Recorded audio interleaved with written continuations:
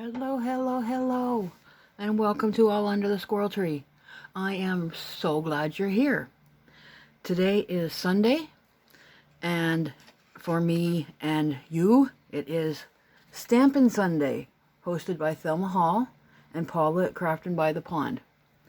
So, you might look down here and see, I don't see any stamping stuff.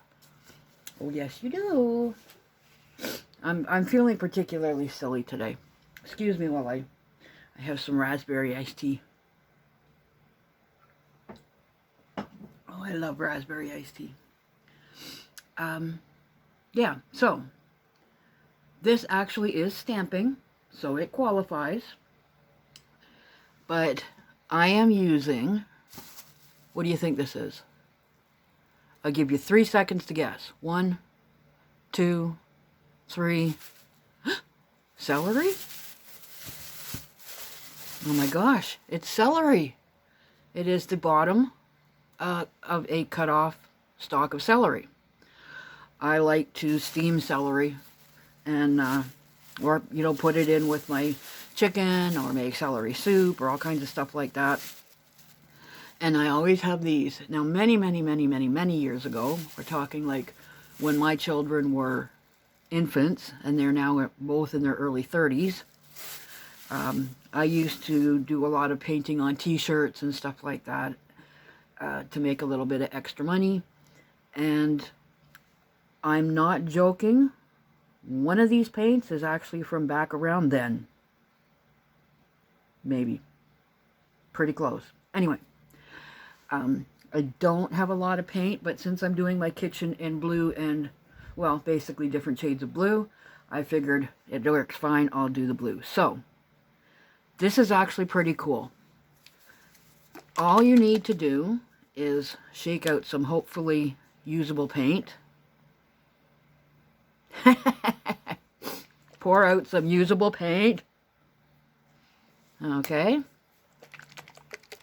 Like we can hear it. I know it's in there.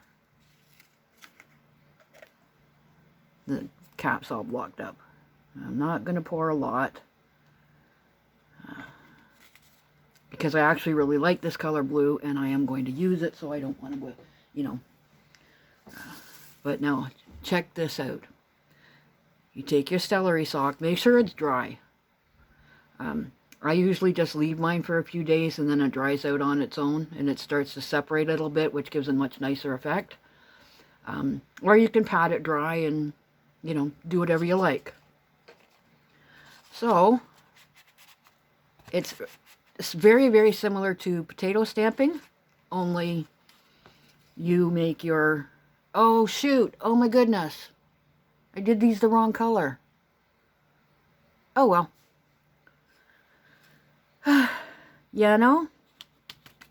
Give it a few taps to make sure that it's all not too soaked. Where are we in the frame here?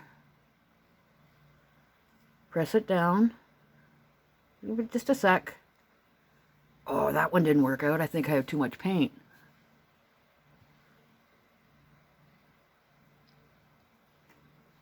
Getting there. Too much paint, not enough paint. I'm running out of paper. I swear this used to work so beautifully. It also could be the fact that my paint is like at least 15 years old.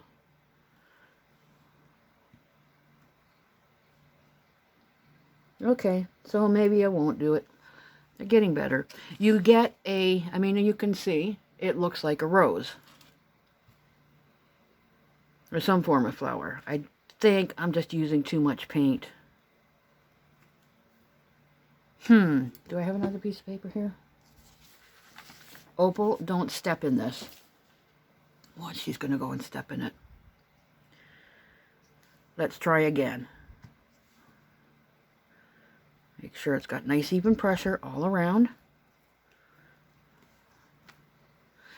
Well, that's what you get. It looks like a rose. I may have actually cut this a little crooked too, but I tried very hard to cut it. I'm making excuses. No, I'm not. Well, I am, but no, I'm not. You know what I mean?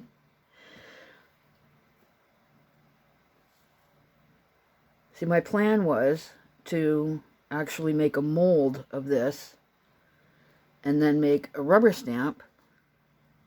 Yeah, see, I actually really do think that I've cut it. Yeah, I have. I've cut it just a wee bit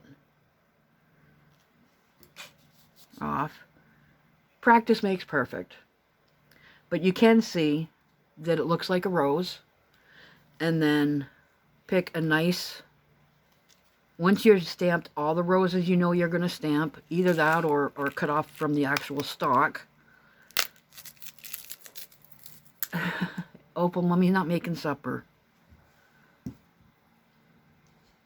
She sees food and thinks it's supper time. You just have a one little piece. And you take the celery off the paper. Now, I would normally use a green. I planned on doing white roses and the blue leaves on light blue paper, but forgot. And, whoa, that's a lot of paint. There's your leaf. I suppose you could also take a few minutes and go like this. Oh, I might just try that. That actually works a lot better. See what happens?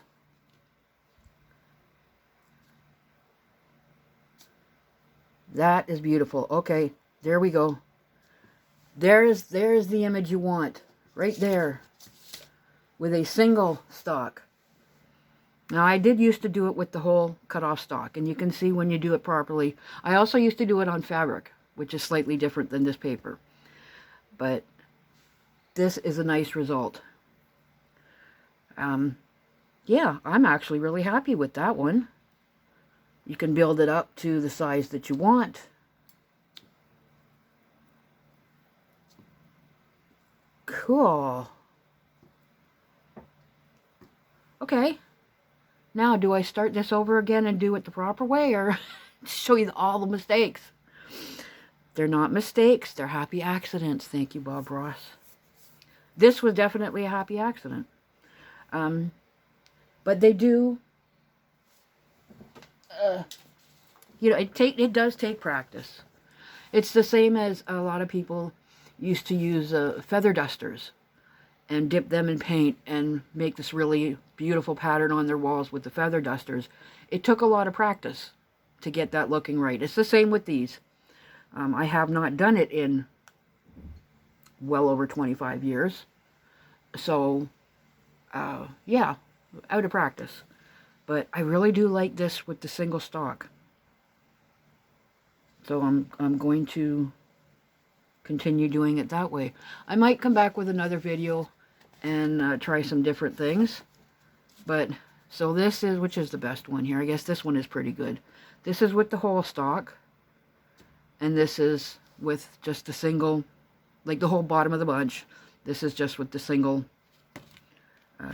stalk of celery cut off. Now you imagine that in a beautiful like rose red paint. Especially with Valentine's Day, you could make like a Valentine's, put that a Valentine's card for your mom or your special person.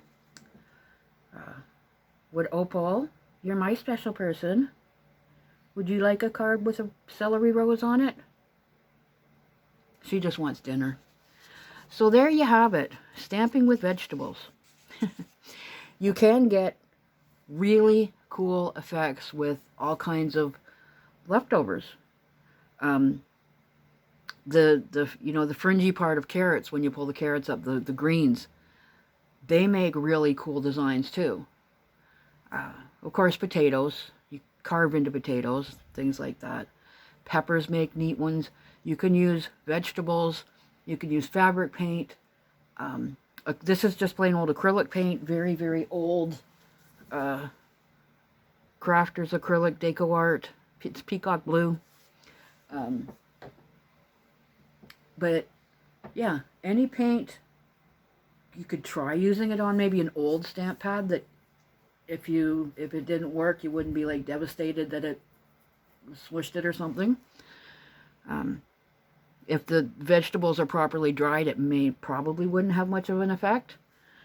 I have no idea. Don't try that on my say-so. But yeah, lots and lots of experiments, lots of things to do with what could be, you know, compost or garbage or whatever before you throw it out, because you can rinse this stuff off, throw it in your compost. So there you have it. That was my very odd, I'll make sure I don't get any paint on my little notice here, celery stamp for Stamping Sunday, hosted by Thelma Hall and Paula at Craftin' by the Pond. I will see you again very soon under the squirrel tree. Bye.